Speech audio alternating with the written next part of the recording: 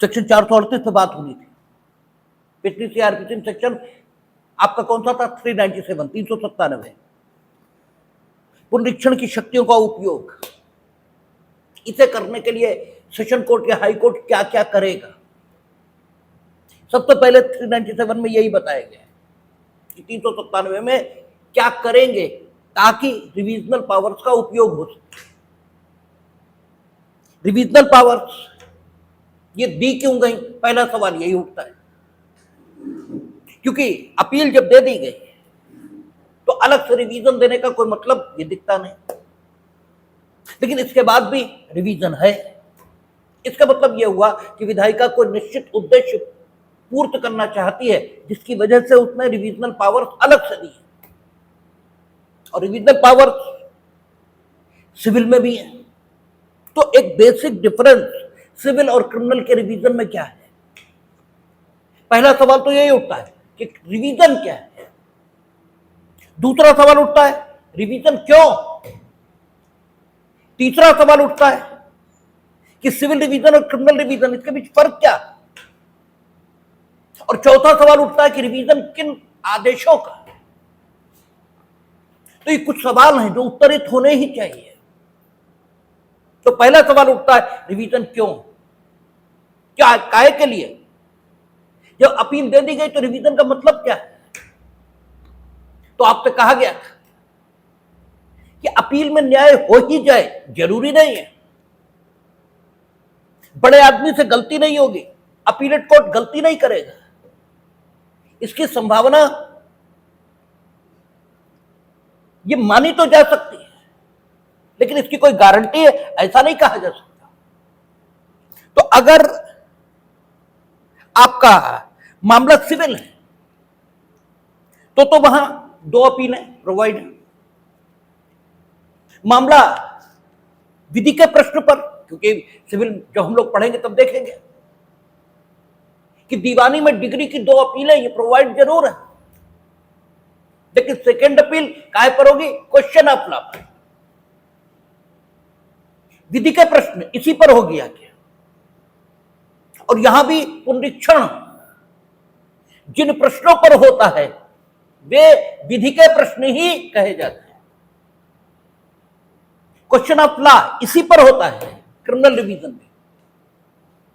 यह अलग बात है कि सिविल रिवीजन क्वेश्चन ऑफ, ठीक है, सिविल रिवीजन ये भी है, लेकिन सिविल रिवीजन में जो आधार हैं वे बड़े सीमित हैं, उसकी बात बाद में करेंगे।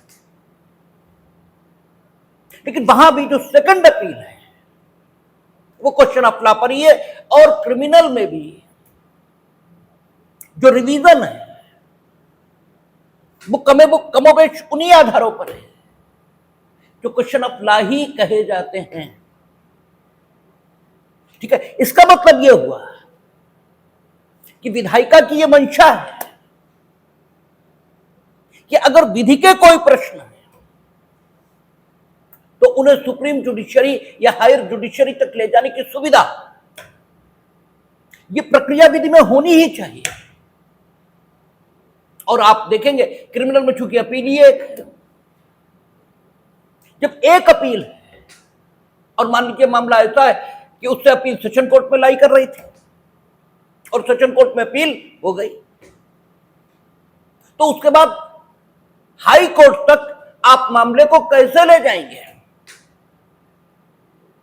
यहां कोई रास्ता नहीं होगा, आप हाई कोर्ट तक मामले को ले ही नहीं जा पाएंगे। और अगर लीगली वो गलत डिसाइड हो गया तो हाई कोर्ट तक पहुंचने का कोई तरीका ये होगा ही नहीं। इसलिए अपील के बाद रिवीजन ये रेमेडी सीआरपीसी में दी गई। आप कहेंगे फिर सीपीसी में क्यों दी? तो आप देखेंगे सीपीसी का जो रिवीजन है ये बड़े सीमित आधारों पर है, ये उतने विस्तृत आधारों पर नहीं मिला है जितने विस्तृत आधारों पर क्रिमिनल रिवीजन मिला है। सिविल रिवीजन उसके जो आधार वे तीन ही है और वे आधार कौन से कहलाते हैं? Jurisdictional point. जो सिविल रिवीजन है वो क्षेत्राधिकार संबंधी सवाल पर ही जाता है। वहां 3 ग्राउंड है। कहां दिया है? सीपीसी धारा 115, वहां सिविल रिवीजन दिया है। और वहां क्या कहा कि न्यायालय ने उस क्षेत्राधिकार का प्रयोग किया है जो उसमें निहित नहीं है। या तो यह स्थिति है, और या फिर स्थिति इससे थोड़ी बदली है कि न्यायालय ने उस क्षेत्राधिकार का प्रयोग नहीं किया जो उसमें निहित है।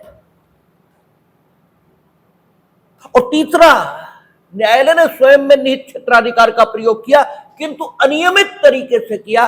जिस तरीके से कानून प्रयोग करना बताता था उस तरह नहीं किया। तो ये 3 आधार हैं। नो डाउट जुरिडिक्शन का पॉइंट लॉ पॉइंट है, लेकिन लॉ पॉइंट इससे अधिक भी हो सकते हैं। केवल जुरिडिक्शन के पॉइंट को छोड़कर अन्य लॉ पॉइंट ये भी हो सकते हैं, और उस पर सिविल रिवीजन आता नहीं। जबकि क्रिमिनल रिवीजन के अभी हम लोग आधार देखेंगे तो वहां कहेगा कि शुद्धता, वैधता और औचित्य, करेक्टनेस, लीगलिटी और प्रोप्राइटी, ये 3 ग्राउंड हैं जिस पर क्रिमिनल रिवीजन आएगा। इसका मतलब क्रिमिनल रिवीजन ज्यादा विस्तृत आधारों पर आ रहा है, जबकि सिविल रिवीजन उतने विस्तृत आधारों पर नहीं आ रहा।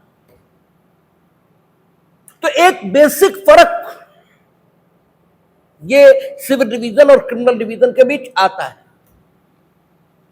और ये फर्क क्यों है? इसलिए क्योंकि सिविल में सेकंड अपील है,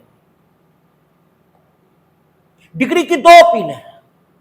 जब डिग्री और आदेश के बीच हम लोग अंतर करेंगे, जब सीपीसी पर बात करना शुरू करेंगे, तो ये महत्वपूर्ण फर्क आएगा। डिग्री हमेशा अपील योग्य होगी। पहला फर्क तो ये होगा कि कोई डिग्री ऐसी नहीं हो सकती जो अपीलेबल ना हो। और प्रत्येक डिग्री की कितनी अपीलें होंगी? 2। और जबकि आदेश प्रत्येक अपील योग्य हो, जरूरी नहीं। आदेश तभी अपील योग्य बनेगा जब वो धारा 104 या 105 में से कोई है। उस एक धारा में अपील योग्य आदेश के रूप में वर्णित हो, और जो आदेश की अपील है उसमें जो निर्णित हो जाएगा उसकी सेकंड अपील नहीं आएगी। इसीलिए वहां भी रिवीजन देना पड़ा है, क्योंकि आदेश की कोई सेकंड अपील नहीं होगी। और एक दूसरा कारण भी है, और वो दूसरा कारण सिविल और क्रिमिनल दोनों पर लागू होता है कि ऐसी बहुत सी स्थितियां होंगी जो पक्षकारों के अधिकारों को गंभीर रूप से प्रभावित करेंगे, और उन स्थितियों के लिए कोई अपील प्रक्रिया विधि में होगी ही नहीं। भाई ऐसी स्थितियां भी होंगी कि उस स्थिति के उत्पन्न होने पर पक्षकारों के अधिकार बहुत गंभीर रूप से प्रभावित होंगे, लेकिन उस स्थिति के लिए कोई अपील दी नहीं होगी। और फिर उन दशाओं में अगर रिवीजन की रेमेडी नहीं है तो पक्षकार के सामने उस स्थिति को फेस करने के अलावा दूसरा कोई चारा होगा ही नहीं। और हो सकता है कि पोजीशन यह हो कि उसे उस स्थिति को कानूनन फेस नहीं करना चाहिए, यानी न्यायोचित यह हो। तो उन दशाओं के उत्पन्न होने पर जो हायर कोर्ट्स हैं, आखिर उनका ध्यान आप प्रोसीडिंग की ओर किस तरह ले जाएंगे अगर रिवीजन नहीं। सिविल में आदेशों की तो कोई सेकंड अपील नहीं है, और क्रिमिनल में अपील ही एक है, और क्रिमिनल तो मामला और भी गंभीर है। क्रिमिनल में क्या करा? पहली अपील दोष मुक्ति से, दोष सिद्धि से, दंडादेश की अपर्याप्तता और जो प्रोसीडिंग्स प्रतिभूति आदि मांगने के संबंध में चल रही है उनकी अपील, इसको छोड़ के अपील ही नहीं है। ठीक है, अगर संस्वीकृति कन्फेशन पर अपील है तो केवल दंडादेश के विस्तार और उसकी लीगलिटी इसी पर है, छोटे मामलों में अपील ही नहीं है। इन दशाओं में क्या करेंगे आप, जहां अपील है ही नहीं? और चलिए हटा दीजिए 144 जो पूर्व की है, जो अब 163 शायद हो गई है, वो आदेश हमने लागू कर दिया। आप स्टूडेंट अगर आप हैं और हम आपको परीक्षा में बैठने न दें तो आपके स्टूडेंटशिप का आखिर क्या होगा? उसका तो कोई मतलब है नहीं, क्योंकि जब एग्जामिनेशन फेस करने को ही नहीं मिलेगा तो अगले क्लास में प्रमोट तो आप हो ही नहीं सकते। और एग्जामिनेशन हाल जाकर एग्जामिनेशन में पार्टिसिपेट करने के लिए जरूरी है कि आप जो एग्जामिनेशन सेंटर है वहां तक जाओ, ये आवश्यक है। और हम चाहते हैं कि आप ऐसा न कर पाओ। हम सीधे सीधे कुछ नहीं कर रहे हैं। डीएम साहब हमारे घर के आदमी हैं, या कोई भी एग्जीक्यूटिव मजिस्ट्रेट जो अंतर्गत धारा 144 या अंतर्गत धारा 163 आदेश जारी करने के लिए सशक्त है। ऐसा कार्यपालक मजिस्ट्रेट मेरे घर का है। हमने आपके खिलाफ एक आदेश ये निकलवा दिया, 163 144 हम लोग पढ़कर आए हैं कि वस्तुओं की व्यवस्था करने का, कुछ करने न करने के आदेश आपको दिए जा सकते हैं उन धाराओं में जो निश्चित उद्देश्य लिखे हैं उनकी प्राप्ति हेतु। हमने एक फर्जी मीनिंग देर भाई, उन उद्देश्यों की प्राप्ति के लिए उस ढंग का आदेश आपके लिए किया जाना बिल्कुल जरूरी नहीं है, फिर भी करवा दिया। ठीक है, अब जब हमने फिर भी वो आदेश करवा दिया, अब आप एग्जामिनेशन सेंटर में घुस ही नहीं पाएंगे, क्योंकि आपको रोक दिया गया, आप नहीं घुसेंगे। आप घुसे, हम आपको गिरफ्तार करेंगे, और हमने आपको गिरफ्तार कर लिया। अब 10 ही मिनट बाद छूट जाना। लेकिन कई बार होता है कि हम यहां पढ़ाने बैठे और बस 5 मिनट के अंदर कोई घटना हुई और सारा मूड ही चला गया, फिर हम कुछ बता ही नहीं सकते क्योंकि दिमाग खाली हो गया, उसमें गुस्सा आ गई। यही स्थिति आपकी बनेगी। अब हम आपको एग्जाम में पार्टिसिपेट कर भी लेने दें तो भी फेल हो जाओगे, और 144 के आदेश की कोई अपील प्रोवाइड नहीं है। करें क्या आप? ऐसे मानिए रिवीजन की रेमेडी नहीं है, ठीक है, रिवीजन नहीं हो सकता, अपील ही है। अब इस दशा में आप क्या करेंगे? आपको भरण पोषण मिलना चाहिए था, मेंटेनेंस मिलना चाहिए था। हमने उठाई आपकी जो एप्लीकेशन है मेंटेनेंस की, रिजेक्ट कर दी। क्या करेंगे आप? अपील तो है नहीं उसकी, ठीक भाई, उसकी कोई अपील नहीं। जो पुरानी धारा 133 थी सीआरपीसी में, उसमें हमने आदेश कर दिया कंडीशनल, और बाद में फाइनल कर दिया आदेश। आप क्या करेंगे भाई? वहां लिखा था ना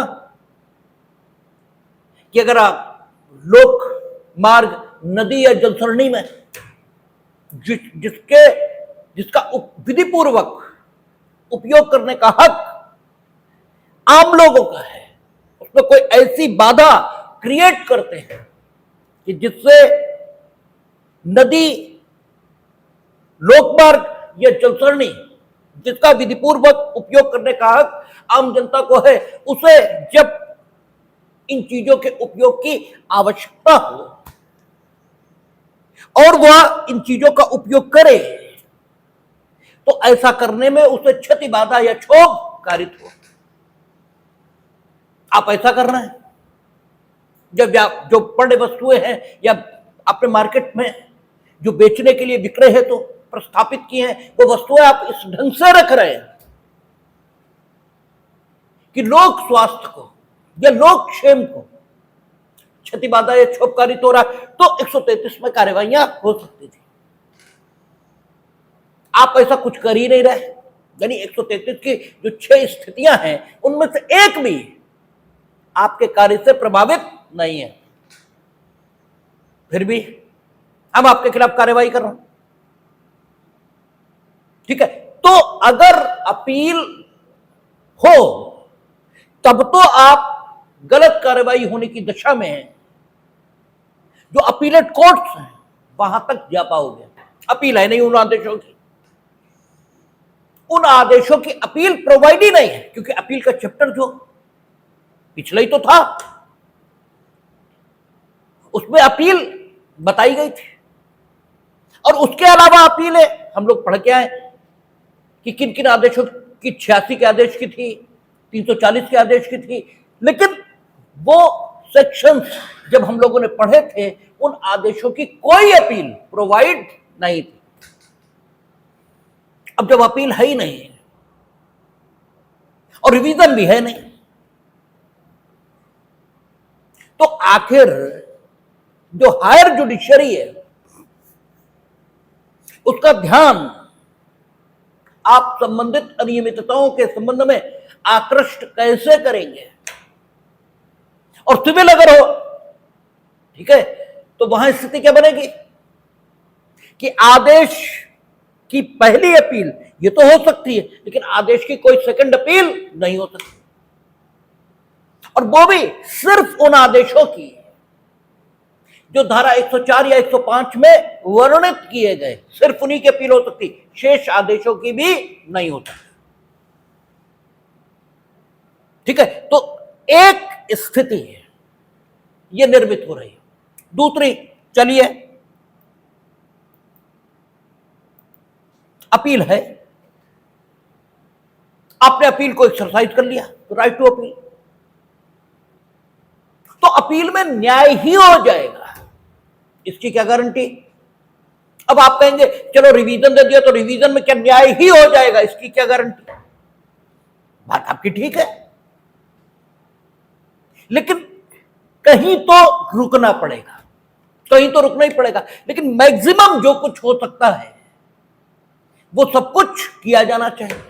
और यही कारण है कि सुप्रीम कोर्ट क्यूरेटिव पिटीशन जैसी चीजें भी, ठीक है, ईजाद कर रहा है, आविष्कृत कर रहा है, ताकि जहां तक संभव हो वहां तक न्याय किया जा सके। कॉन्स्टिट्यूशन ऑफ इंडिया हम लोग पढ़ चुके हैं, अनुच्छेद 137, आपको याद हो न हो, आर्टिकल 137 हम लोगों ने पढ़ा, उसमें अशोक हुर्रा वर्सेस रूपा अशोक हुर्रा जो मुकदमा आया था, इसमें क्यूरेटिव पिटीशन की बात की गई थी। पहली बात जो क्यूरेटिव पिटीशन के साथ जुड़ी थी कि 4-5 स्थितियां उन्होंने दी थी कि इन्हीं स्थितियों में क्यूरेटिव पिटीशन आएगी, या यूं कहें कि क्यूरेटिव पिटीशन आप इसी ढंग से फाइल करेंगे, वो सारी बातें ठीक थी। और यह भी कहा गया था कि अगर क्यूरेटिव पिटीशन में कोई सार नहीं पाया गया तो आपके खिलाफ अच्छा जुर्माना यह लगाया जाएगा। लेकिन क्यूरेटिव पिटीशन आई, और निर्भया केस से लेकर बहुत सारे केसेस में आपने देखा क्यूरेटिव पिटीशन फाइल हुई, तो ये ठीक है कि न्यायिक कार्रवाइयों को अंतिमता देना यह भी कानून का काम है। हम लोगों ने अपील में भी देखा, ठीक है, पिछली सीआरपीसी थी उसमें भी और इस सीआरपीसी में भी क्या लिखा था, अपील पर आदेशों का अंतिम हो जाना। जो पिछली सीआरपीसी में थी उसमें 394 सेक्शन था, यानी सेकंड लास्ट अपील के चैप्टर में, और सेकंड लास्ट अभी भी है अपील के चैप्टर में, कि अपील पर आदेशों का अंतिम हो जाना। ठीक है, अगर रिवीजन नहीं होगा तो मामला यहीं रुकेगा, और अपील एक है, सेशन कोर्ट में अपील हो गई, बात खत्म हो गई, हाई कोर्ट तक मामला गया ही नहीं। जबकि सीपीसी होती तो सेकंड अपील में हाई कोर्ट तक कब भी पहुंच जाता, यहां तो गया ही नहीं। ठीक है, अपील पर आदेश अंतिम हो गया, रिवीजन है नहीं, तो बात खत्म हो गई। सीपीसी में आ जाइए तो आदेश से अपील हुई, एक हो गई, बात खत्म हो गई, सेकंड हो नहीं सकती। तो फिर, और जब सीपीसी हम लोग पढ़ेंगे तो पूरे देश में सिविल रिवीजन हाई कोर्ट में जाएगा, उत्तर प्रदेश में जिला न्यायालय और उच्च न्यायालय दोनों जगह जाएगा, क्योंकि सीपीसी भी प्रक्रिया विधि है, और आपको मालूम है कि कॉन्स्टिट्यूशन ऑफ इंडिया में कॉन्करेंट लिस्ट में प्रक्रिया विधियां हैं। ठीक है, इसलिए जो स्टेट की लेजिस्लेचर है वो भी जो प्रक्रिया है उसे अपनी जरूरत के मुताबिक अमेंड कर सकती है।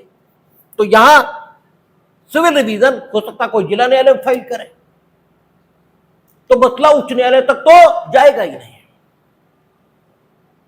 ठीक है, आप कहेंगे सिविल रिवीजन में जो ग्राउंड है वो बहुत सीमित है, लेकिन वो ग्राउंड सीमित जरूर है, लेकिन अगर लीगली गलत किया गया होगा तो क्षेत्राधिकार संबंधी प्रश्न इन्वॉल्व भी हो जाएगा, क्योंकि न्यायालय को क्षेत्राधिकार किस बात का है, विधि अनुसार डिसाइड करने का। तो अगर उसने कुछ गलत डिसाइड किया तो ये तो कहा ही जाएगा कि स्वयं में निहित क्षेत्राधिकार का अनियमित ढंग से प्रयोग किया है, ये तो आ ही जाएगा, तो वहां भी काम बन जाएगा। कुल मिलाकर सारे विवेचन से हम एक बात आपके दिमाग में बैठाना चाहते हैं कि रिवीजन रखा ही इसीलिए जाता है ताकि मसला जो सुपीरियर कोर्ट्स उन तक ले जाया जा सके उन दशाओं में जहां अपील प्रोवाइड नहीं है। और जहां अपील प्रोवाइड नहीं है, इस शब्द का अर्थ ऐसे ही लेना चाहिए कि जहां अपील प्रोवाइड नहीं है, आप लोग इसका अर्थ ऐसे लेते हैं कि जहां अपील प्रोवाइड है वहां अगर हमने अपील कर ली है तो अब रिवीजन नहीं हो सकता। नहीं, ये बात नहीं है। अपील प्रोवाइड नहीं है meaning thereby appeal provide नहीं है, मीनिंग देयर बाय अगर एक अपील प्रोवाइड है तो एक के बाद तो प्रोवाइड नहीं है। उस अपील में जो आदेश हुआ उसे भी रिवीजन में चुनौती मिल सकती है। ठीक है, हां, अगर अपील प्रोवाइड है, ठीक है, और आप रिवीजन कर रहे हो, यानी उस दशा में अपील हो सकती है और आप रिवीजन कर रहे हो तो नहीं हो, ठीक है, तो नहीं हो सकता। रिवीजन मिलेगा ही तब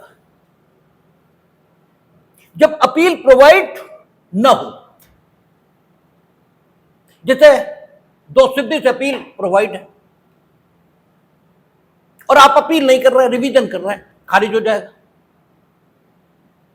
रिवीजन अंतिम विकल्प है। आपने दो सिद्धि से अपील की, आप दो सिद्ध ही रहे और अपील एक ही थी। अब आप रिवीजन करना चाहो हो जाएगा, क्योंकि अब रिवीजन प्रोवाइड अब अपील प्रोवाइड नहीं है। तो एक बात जो कही जाए उसे ठीक वैसा ही समझिए। रिवीजन उसी दशा में मिलेगा जब अपील प्रोवाइड नहीं है। बस लाइन यह है, इसी को याद रखना है। तो रिवीजन क्यों? इसलिए कि जिन दशाओं में अपील नहीं है उन दशाओं में अन्याय होने की दशा में न्याय प्राप्त करने का एक और मार्ग खोला जा सके, इसके लिए रिवीजन। और इसीलिए रिवीजन न्यायालय का विवेकाधिकार है। जो अभी हम लोग रिवीजनल पावर्स देखना शुरू करेंगे, हर जगह यह बात आएगी कि न्यायालय पुनरीक्षण कर सकता है, जबकि अपील के साथ बात उलट हो रही थी। अपील के साथ बात यह आ रही थी कि जिसके विरुद्ध आदेश है वो अपील कर सकता है। इसका मतलब यह है कि न्यायालय के पक्ष पर विवेकाधिकार नहीं था, आपके पक्ष पर विवेकाधिकार था। विवेकाधिकार दोनों जगह दिखता है, लेकिन पक्ष बदल जाते हैं। वहां पक्ष जिसे विवेकाधिकार है वो आदेश से पीड़ित व्यक्ति है, और यहां जो विवेकाधिकार है वो उस प्राधिकारी में है जिसे आदेश का पुनरीक्षण करना है।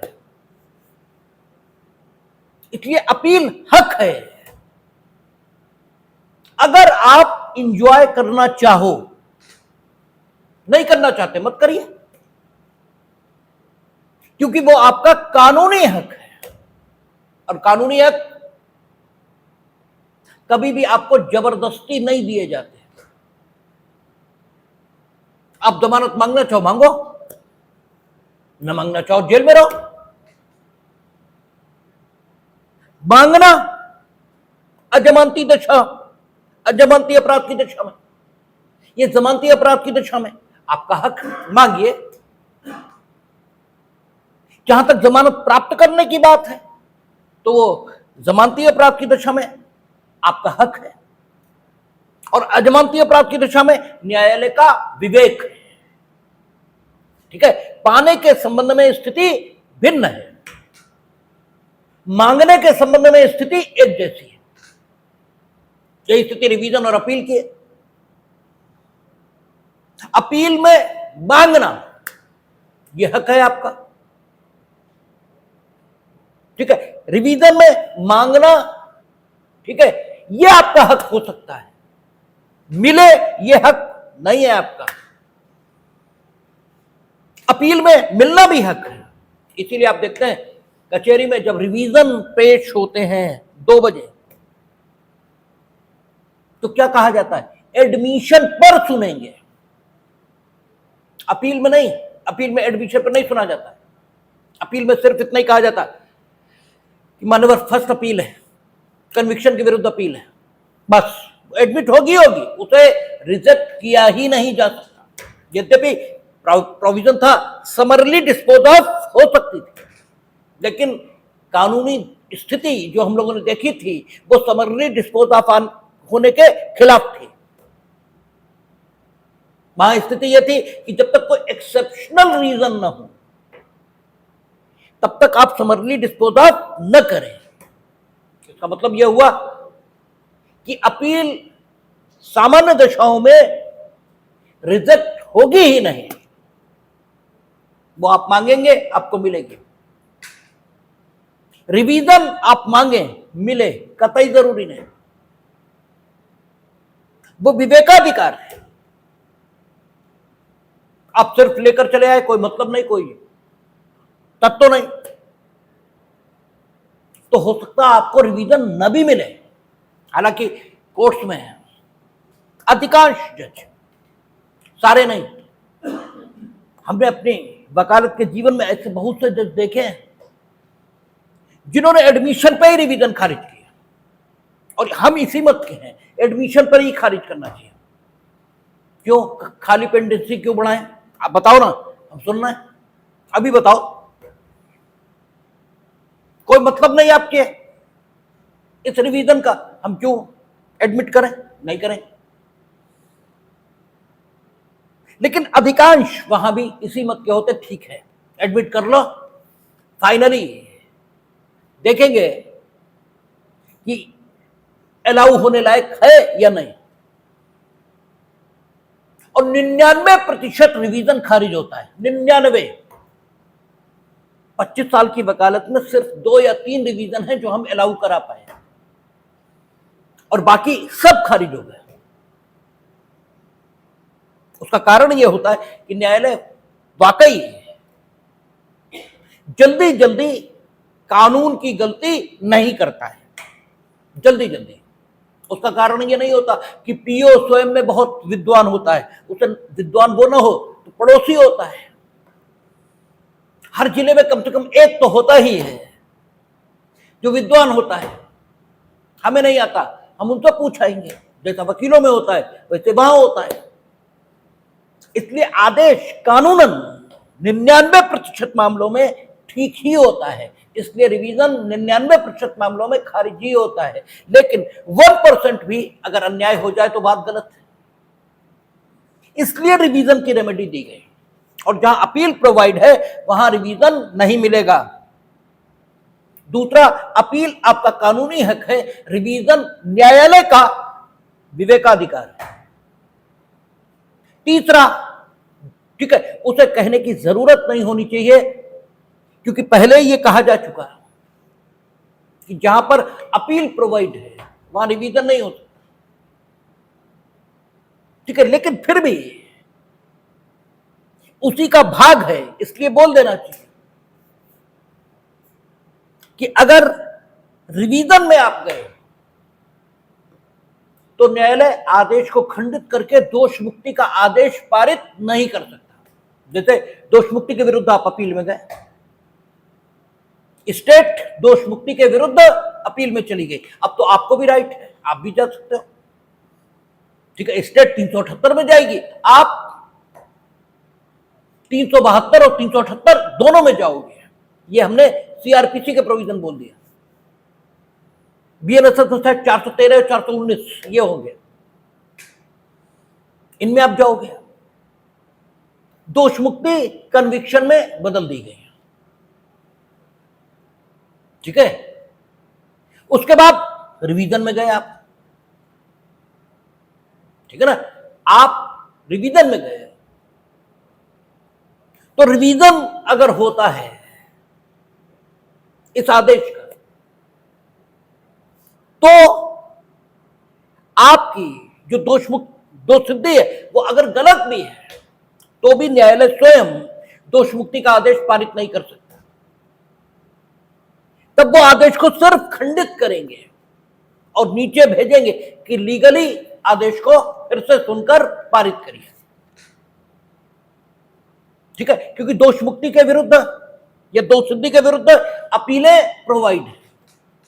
ठीक है ना, दोष सिद्धि के विरुद्ध भी प्रोवाइड है और दोष मुक्ति के विरुद्ध भी प्रोवाइड है, तो जहां भी अपील हो सकती है वहां रिवीजन नहीं होंगे, और वो विवेकाधिकार है, देना जरूरी है, दिया जाएगा। दूसरी बात, रिवीजन किन आदेशों का होगा? ठीक है, रिवीजन सिर्फ किसका नहीं होगा यह बताया है, यह बताया ही नहीं कि रिवीजन किस आदेश का होगा। उन्होंने यह बताया है रिवीजन किस आदेश का नहीं होगा। और जहां विधायिका आपको कोई अधिकार देना चाहती है और स्थिति टफ होती है, तब वो अधिकार नकारात्मक भाषा में ही देती है ताकि आपके अधिकार कम से कम विपरीत रूप में प्रभावित हो। अगर वो ये कह दें, हालांकि आप लोग कचहरी में यही बोलते हैं और यही आपकी आदत में है, आप बोलते हैं रिवीजन फाइनल ऑर्डर का होगा। ठीक है, आप बोलते हैं रिवीजन अंतिम आदेश का होगा, जबकि लिखा क्या है? लिखा है रिवीजन अंतर्वर्ती आदेश का नहीं होगा। ठीक है ना, दोनों बातों में बहुत फर्क है। ठीक है, दोनों बातों में बहुत अंतर है। जब हम ऊपर की ओर आ रहे थे खोलने के लिए, तो ये इनकी कल की बात हमें याद आ रही थी कि प्रार्थना पत्र संपत्ति मुक्त कराने के लिए कैसे दिया जाएगा। अब इस बात के दो उत्तर हो सकते हैं। एक उत्तर यह है कि संपत्ति मुक्त कराने के लिए प्रार्थना पत्र ऐसे दिया जाएगा, और दूसरा उत्तर यह है कि प्रार्थना पत्र वो चाहे संपत्ति मुक्त कराने का हो या किसी भी चीज का हो, वो ऐसे लिखा जाता है, उसे लिखने का ढंग ये है। अब ये बताने के दो तरीके हैं। पहला तरीका आत्मगत या सब्जेक्टिव है, और दूसरा तरीका वस्तुगत या ऑब्जेक्टिव है। ऑब्जेक्टिव तरीकों से व्यक्ति का विकास होता है, और सब्जेक्टिव तरीकों से काम चलता है, वो काम चलाऊ तरीके हैं। ठीक है, इसी बात को लोक भाषा में इस रूप में कहा जाता है कि 2 रुपए दो, 2 रुपए की अकल मत दो। ठीक है, 2 रुपए की अकल अगर दी जाएगी तो फिर वस्तुगत तरीका अपना लिया गया, फिर 2 रुपए तो वो स्वयं कमा ही लेगा, आपको देने की कोई जरूरत नहीं। आप उसे 2 रुपए मत दो, 2 रुपए लेकर तो जिंदगी भर 2 रुपए लेने की ही आदत ये उसमें रहेगी। ठीक है, ऑब्जेक्टिव टेस्ट ये है कि उसे 2 रुपए कमा लेने लायक अकल दे दो,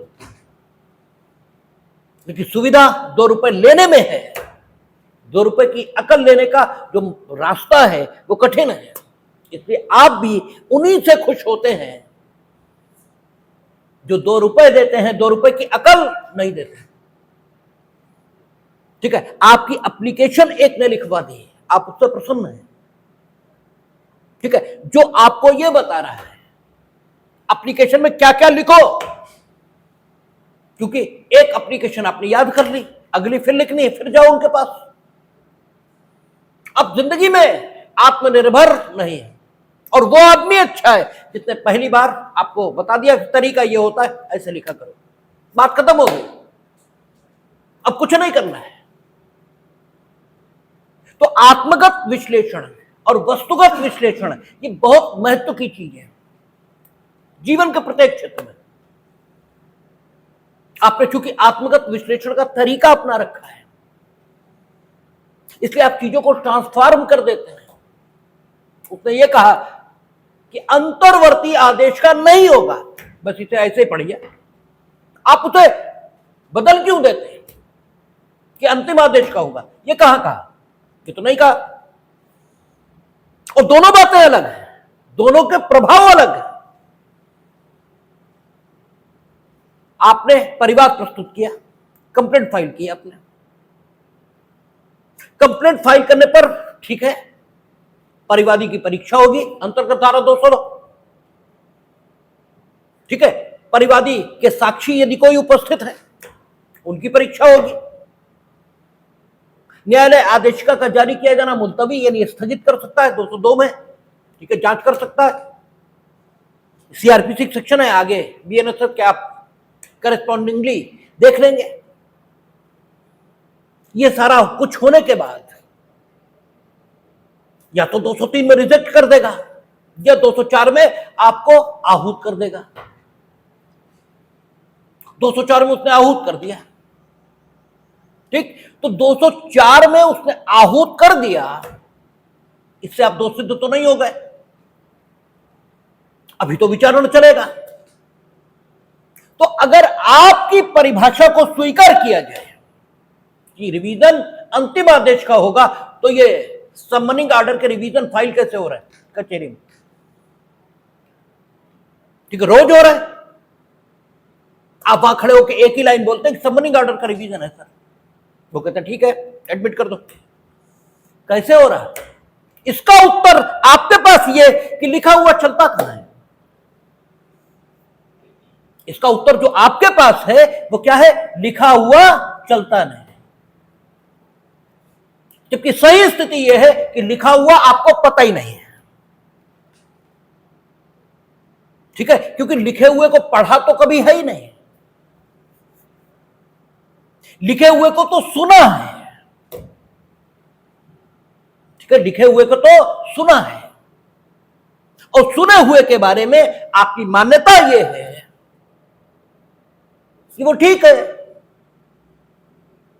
क्योंकि जिनसे सुना है उनके बारे में आपकी मान्यता ये कि बहुत, ये तो 40 साल इन्हें वकालत में हो गए, बल्कि कहना ये चाहिए कि नहीं, क्या कहें अब, कि जाने क्या करते हुए 40 साल हो गए। वकालत तो कम से कम करते 40 साल नहीं हुए, क्योंकि वकालत का मतलब होता है कानून के मुताबिक अपनी बात कहना। ठीक है, आपने गलत इंटरप्रेट किया। उसने कहा था अंतर्वर्ती आदेश का नहीं होगा, उसने ये कहा था। उसने ये कब कहा था अंतिम आदेश का होगा? अंतर्वर्ती आदेश का नहीं होगा, मीनिंग देर भाई, जो आदेश अंतर्वर्ती की परिभाषा में आ गया उसे छोड़कर बाकी सबका होगा। इसका अर्थ ऐसे आया, अगर हमने कहा कि गिलास में पानी नहीं पिएंगे, इसका मतलब लोटे में पिएंगे, इसका मतलब बोतल से पिएंगे, इसका मतलब गिलास को छोड़कर प्रत्येक बर्तन से पिएंगे। इसका मतलब ऐसे आएगा, सिर्फ गिलास में नहीं पिएंगे। और हमने कहा गिलास में पिएंगे, मीनिंग तेरे भाई गिलास को छोड़कर अन्य किसी बर्तन में नहीं पिएंगे। ठीक है, ये तो आपने व्याख्या कर ली कि अंतिम आदेश का होगा। कहां पर लिखा है अंतिम आदेश का होगा? वहां तो यह लिखा है कि अंतर्वर्ती आदेश का नहीं होगा। ठीक है, ये सिविल में भी है। इस पॉइंट पर सिविल रिवीजन और क्रिमिनल रिवीजन एक जैसे हैं, इस पॉइंट पर कोई अंतर नहीं है। सिविल में भी अंतर्वर्ती आदेश का नहीं होगा और क्रिमिनल में भी अंतर्वर्ती आदेश का नहीं होगा। यह कहीं नहीं लिखा है कि अंतिम आदेश का होगा। दोनों बातें बिल्कुल फर्क पड़ जाता है, दोनों में दोनों बातें बिल्कुल अलग अलग है। अगर आप ये कहेंगे अंतिम आदेश का होगा तो इसका मतलब यह हो गया कि अंतिम को छोड़कर अन्य किसी का भी नहीं होगा। तो दो बातें हो गई, अंतर्वर्ती का नहीं होगा और केवल अंतिम का होगा। यह बात ऐसे पढ़ी जाएगी फिर। ठीक है, अंतर्वर्ती का नहीं होगा। यह बात जैसे हमने कहा कि गिलास में पानी पिएंगे या गिलास में पानी नहीं पिएंगे, ऐसे आ जाइए। तो आप अपने मन से सोच लो लोटे में पिएंगे, तो हमने कहा नहीं, हमने तो कहा गिलास में नहीं पिएंगे। आप लोटे में ले आए, हमने पी लिया, क्योंकि आप गिलास में नहीं लाए। अब आपने सब में प्रचारित कर दिया कि वो तो लोटे से ही पीते हैं। ये ऐसी बात,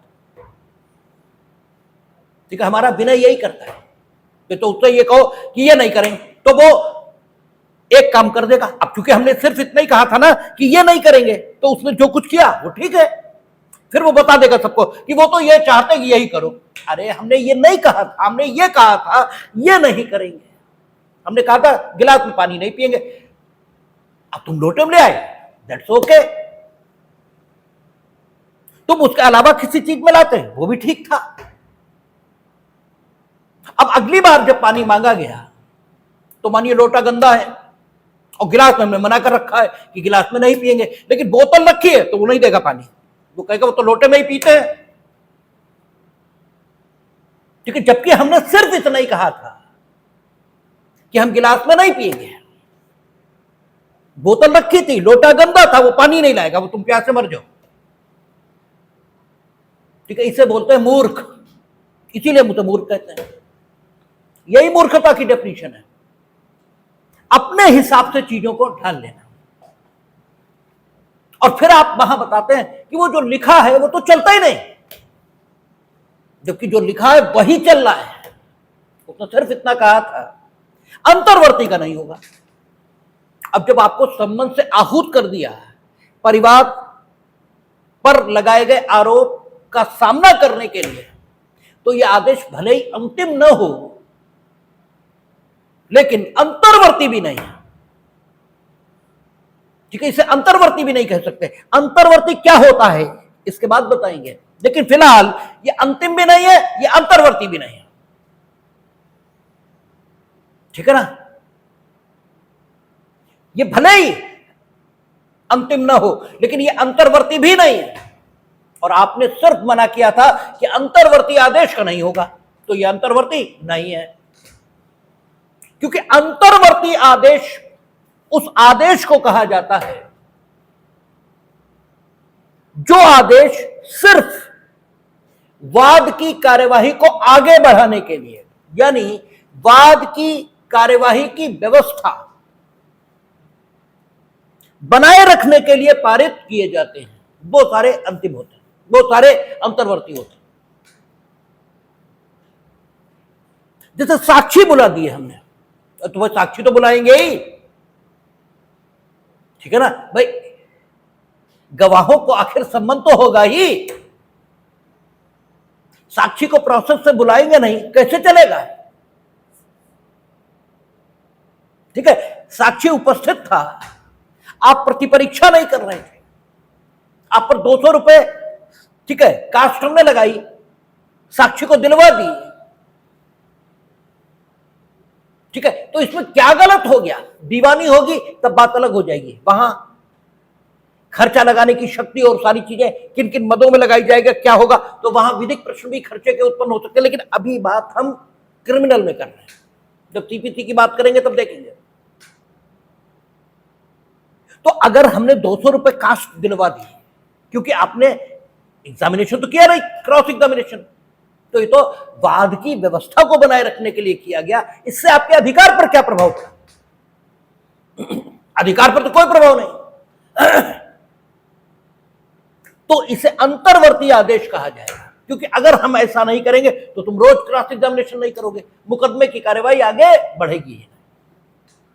तो वाद की कार्यवाही की व्यवस्था बनाए रखने के लिए जो आदेश किए जाते हैं, जिनका पक्षकारों के अधिकारों पर कोई प्रभाव न पड़े,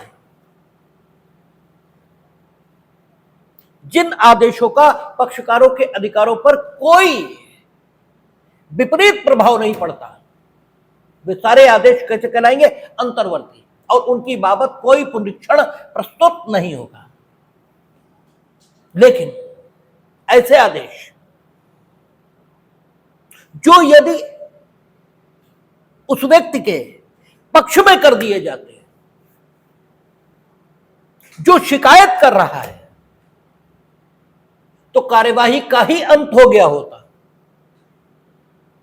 ठीक है। उस आदेश से पक्षकार के अधिकार पर प्रभाव नहीं पड़ा, यह नहीं कहा जा सकता, ठीक है। अगर एक आदेश हम तुम्हारे पक्ष में कर देते हैं तो कार्यवाही का ही अंत हो गया होता, ठीक है। कार्यवाही का अंत सिर्फ इसलिए नहीं हुआ क्योंकि वो आदेश जिससे तुम्हें शिकायत है, जो परिवादित आदेश है, परिवादित आदेश को अंग्रेजी में क्या बोलते हैं? इंप्यूग्ड ऑर्डर, कचहरी में खूब प्रयुक्त होता है शब्द।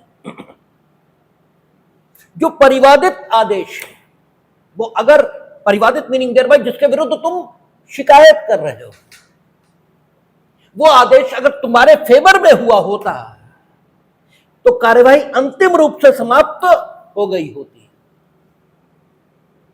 अगर आदेश की पोजीशन ये है तो इस आदेश को वाद की व्यवस्था बनाए रखने वाला आदेश नहीं कहा जा सकता, और इस आदेश के बारे में यह भी नहीं कहा जा सकता कि इस आदेश के पारित होने से पक्षकार के अधिकार पर कोई विपरीत असर नहीं पड़ा, क्योंकि कार्यवाही का चालू रहना पक्षकार के अधिकार के विपरीत है। लेकिन यह भी ठीक है कि यह अंतिम नहीं है, यह भी सही है, ठीक है ना। ये अंतिम तो नहीं है, क्योंकि दोष सिद्ध तो आप हुए नहीं। तो वे सारे आदेश जो नो डाउट वाद की व्यवस्था बनाए रखने के लिए किए गए हैं, उनके बारे में यह नहीं कहा जा सकता ये वो सारे आदेश जो वाद की व्यवस्था बनाए रखने के लिए नहीं किए गए हैं, ठीक है, और उनका कोई प्रभाव पक्षकारों के अधिकारों पर विपरीत नहीं पड़ रहा है, ठीक है। शायद सेंटेंस में कुछ गड़बड़ हो गई है, आप सुधार ले। मतलब वे आदेश जो अंतर्वर्ती आदेश की परिभाषा में आ रहे हैं, यानी बात की व्यवस्था बनाए रखने के लिए किए गए और उनका पक्षकारों के अधिकारों पर कोई विपरीत प्रभाव कारित नहीं हो रहा है, उन्हें हटाने के बाद कोई आदेश भले ही अंतिम नहीं है, भले ही अंतिम नहीं, लेकिन उसका प्रभाव पक्षकार के अधिकार पर है। अर्थात अगर वो पक्षकार के पक्ष में पारित किया गया होता तो मामले का अंतिम रूप से निश्चय हो गया होता, तो उस आदेश को आप अंतर्वर्ती तो कम से कम नहीं कह सकते। इस आदेश को कोई अलग नाम देना पड़ेगा और इसे ही मध्यवर्ती आदेश कहा जाता है। ठीक है, ये मध्यवर्ती आदेश है। अब चूंकि अंतर्वर्ती आदेश का रिवीजन मना था, मध्यवर्ती का तो मना नहीं था, निगेटिवली अधिकार आपको दिया गया है। ठीक है, ताकि अधिकाधिक सुनवाई के अवसर पक्षकारों को मिल सके। ठीक है, क्योंकि आपकी तो मान्यता ही अजीब ढंग की है ना, आपकी तो मान्यता ही है कि सरकार मतलब राजा। ठीक, सरकार मतलब राजा, जैसे राजा कुछ भी कर सकता था वैसे सरकार कुछ भी कर सकती है, ये आपकी पहली मान्यता। ठीक है, दूसरी मान्यता कि जैसे राजा निरंकुश होकर बिना मर्यादा का ख्याल किए कुछ भी कर सकता था, वैसे ही वर्तमान सरकार भी निरंकुश होकर बिना मर्यादा का ख्याल किए कुछ भी कर सकती है। बोले युद्ध क्यों रोक दिया? अरे भाई, कुछ इंटरनेशनल लॉ होता है, नहीं होता है। आप कहेंगे इंटरनेशनल लॉ ना मानो, अमेरिका कौन सा मानता है? बिल्कुल ठीक, नहीं मानता। तो इसीलिए हम कहते हैं, हमारी जो बेसिक बात है वो तो इसीलिए है, हमारी बेसिक बात तो यही है कि इंटरनेशनल लॉ कुछ नहीं होता, ये ताकतवर के लिए है ही नहीं, तो ताकतवर हो जाइए, किसने रोका? तुम भी मत मानो, लेकिन इस दशा में मानना पड़ेगा। ठीक है, भूटान, बर्मा, बांग्लादेश, पाकिस्तान, ठीक है, हिंदुस्तान, ब्राजील और इंडोनेशिया और घाना और चिली ये कहें कि हम इंटरनेशनल लॉ नहीं मानेंगे तो मानना ही पड़ेगा। तुम्हारी स्थिति नहीं है ऐसी कि तुम अपना काम खुद चला लो, उनकी है, अर्जित कर लो वो पोजीशन। इसीलिए तुम इंटरनेशनल लॉ और ह्यूमन राइट और ह्यूमन राइट इन सबको किसी को मानते नहीं, ये सब बेकार की बात है। और इसीलिए हम हमेशा बोलते हैं संयुक्त राष्ट्र संघ सोने की जंजीर से बंधा हुआ वो कुत्ता है जो भौंक सकता है, काट नहीं सकता, और जिसकी जंजीर विकसित देशों के हाथ में है। तुम भी हो जाओ विकसित, किसने रोका है? लेकिन जब तक नहीं हुए तब तक मानना पड़ेगा, मानना पड़ेगा। और आप किसी पर आक्रमण अपनी प्रतिरक्षा के लिए कर सकते हैं, आक्रमण नहीं कर सकते। आपको अगर रूस, वो तो यूक्रेन में घुसे जा रहे, तो रूस वीटो पावर है उनके पास, ठीक है, उनके पास वीटो पावर है। उन्हीं की S-400 आप लेके आए थे। ठीक है, तो अपनी स्थिति और रूस की स्थिति दोनों में अंतर कर लेना चाहिए। वीर रथ के कभी तो खड़े होकर कह देंगे कि पाकिस्तान पर यह कर दो, किया नहीं जा सकता है। जितना किया जा सकता है मैक्सिमम उतना किया गया है, इतना ही किया जा सकता है। ठीक है, और जो कुछ संभव है वो कर भी रहे। सैन्य कार्रवाई का विकल्प बंद कर दिया, बाकी सारा कुछ ऐसा सच है। पानी नहीं देंगे, पानी नहीं देंगे तो कल क्या स्थिति अच्छी निर्मित होगी, फिर वही स्थिति आएगी, क्योंकि पानी के बिना उनका काम ही नहीं चल सकता, तो स्थिति तो वही आनी है। ठीक है, तो स्थितियों को एनालाइज करना चाहिए। ठीक है, अपनी बुद्धि का प्रयोग कम से कम। उसने कहा अंतर्वर्ती आदेश का नहीं होगा, तो बस यहीं तक रही है, अंतर्वर्ती आदेश का नहीं होगा। आदेश मध्यवर्ती इस श्रेणी में आ गया, क्यों नहीं होगा भाई? ठीक है, आप शब्द प्रयोग जो है उसे तो देखें, आप अपनी समझ से शब्दों को समझ लेते हैं, उसके बाद आपके पास एक ही विकल्प है। जैसे पूछोगे ये हो कैसे गया, तुम तो बता रहे थे ये नहीं हो सकता। बोले वो तो जो लिखा है वो चलता थोड़ी है, वो तो लिखा है खाली, जबकि जो लिखा है वो तुमने जाना ही नहीं, वो तुमने समझा ही नहीं, एक एक शब्द वही चलेगा। ठीक है, तो रिवीजन की कुछ विशेषताएं निकल कर आई। पहले, सबसे पहले यह समझ लेने की जरूरत है कि रिवीजन आपका कानूनी अधिकार नहीं है, ये न्यायालय का विवेकाधिकार है। दूसरा, रिवीजन उन्हीं दशाओं में प्रस्तुत किया जाएगा जिन दशाओं में अपील प्रोवाइड नहीं है। ठीक है। तीसरा, रिवीजन अंतर्वर्ती आदेश का नहीं होगा, बाकी सारे आदेशों का होगा। अंतर्वर्ती आदेश की जो डेफिनेशन है वो क्या है? ऐसे आदेश जो सिर्फ वाद की व्यवस्था बनाए रखने के लिए पारित किए गए हैं, जिनका पक्षकारों के अधिकारों पर अंतिम रूप से कोई प्रभाव नहीं होता। ये ऑब्जेक्टिव टेस्ट है, ये ऑब्जेक्टिव टेस्ट है। जैसे बहुत सारे मामले सुप्रीम कोर्ट और हाई कोर्ट तक गए हैं और उन्होंने ये बता दिया कि ये अंतिम आदेश है, ये अंतर्वर्ती आदेश है, तो तुम्हारा मामला अगर उन जैसा है तब तो अथॉरिटी उपलब्ध है। आप बता देते हैं भाई फला कोर्ट में, कोर्ट ने कहा है कि समनिंग ऑर्डर अंतर्वर्ती आदेश नहीं है, इसलिए इसका रिवीजन होगा। लेकिन बहुत सी नई स्थितियां भी पैदा हो सकती हैं किसी आदेश की बाबत, कि उस आदेश का रिवीजन किया जाए या न किया जाए, तब आपको ऑब्जेक्टिव टेस्ट की जरूरत पड़ेगी ताकि यह पता लग सके कि जो आदेश मेरे समक्ष रखा है इसका रिवीजन संभव है या नहीं। और हो सकता वो मामला सुप्रीम जुडिशरी तक अब तक गया ही ना हो, तो उसके लिए ऑब्जेक्टिव टेस्ट है ऐसा आदेश जो सिर्फ वाद की व्यवस्था इससे बनाए रखने से संबंधित है, पक्षकार के अधिकार पर इसका कोई विपरीत असर नहीं है, या विपरीत छोड़ो, पक्षकार के अधिकार पर जिसका कोई असर नहीं है अंतिम रूप से। वो आदेश कैसा है? ठीक है, अंतर्वर्ती है और उसका पुनरीक्षण नहीं होगा। बाकी अंतिम आदेश का भी होगा, और अंतिम आपको मालूम ही है, उसे बताने की कोई जरूरत है नहीं। और अंतिम के अलावा जितने होंगे वे मध्यवर्ती होंगे। और मध्यवर्ती आदेश की जो डेफिनेशन है वो ये है कि कोई आदेश जो कि यदि पक्षकार के पक्ष में, कौन सा पक्षकार? जो आदेश की बाबत शिकायत कर रहा है, उस पक्षकार के पक्ष में अगर पारित किया गया होता तो उसने कार्यवाही का निपटारा ही कर दिया होता। ठीक है, उसके पक्ष में अगर वो आदेश जिसके माध्यम से तुम्हें विचारण के लिए आहूत किया गया है और जिसकी तुम शिकायत कर रहे हो तुम्हारे पक्ष में हुआ होता, अर्थात तुम आहूत न हुए होते, ठीक है, तुम आहूत न हुए होते, तो कार्यवाही का अंतिम निपटारा हो गया था।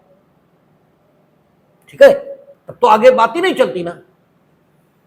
इसलिए यह आदेश अंतर्वर्ती नहीं है, यह आदेश मध्यवर्ती है। ठीक है, और मध्यवर्ती होने के कारण रोज इसका पुनरीक्षण होता है। हां, जिस क्षण न्यायालय ने कॉग्निजेंस लिया था 190 में, अब तो शायद 210 हो गए हैं, उस क्षण तुम्हें कोई नुकसान नहीं हुआ था, कॉग्निजेंस तक आपको कोई नुकसान नहीं होता। कॉग्निजेंस लेने के बाद जब 204 में, ठीक है ना, आपके विरुद्ध प्रोसेस जारी हो जाएगा, रिवीजन सिर्फ उसका होगा क्योंकि कॉग्निजेंस लेने का आदेश अंतर्वर्ती है। वो तो बात की व्यवस्था आगे बढ़ाने के लिए किया गया, प्रोसेस जारी किया जाए या न किया जाए इसे परीक्षित करने के लिए कॉग्निजेंस लिया गया। आपसे क्या मतलब है उसका? आपको तो नहीं बुलाया, आपके अधिकार पर कोई असर ये तो नहीं हुआ, ठीक है। लेकिन इस बात को समझने के लिए पहले यह भी समझना पड़ेगा कि कॉग्निजेंस लेना अलग बात है और प्रोसेस जारी होना यह अलग बात है। तो कॉग्निजेंस अगर लिया गया ये अंतर्वर्ती है,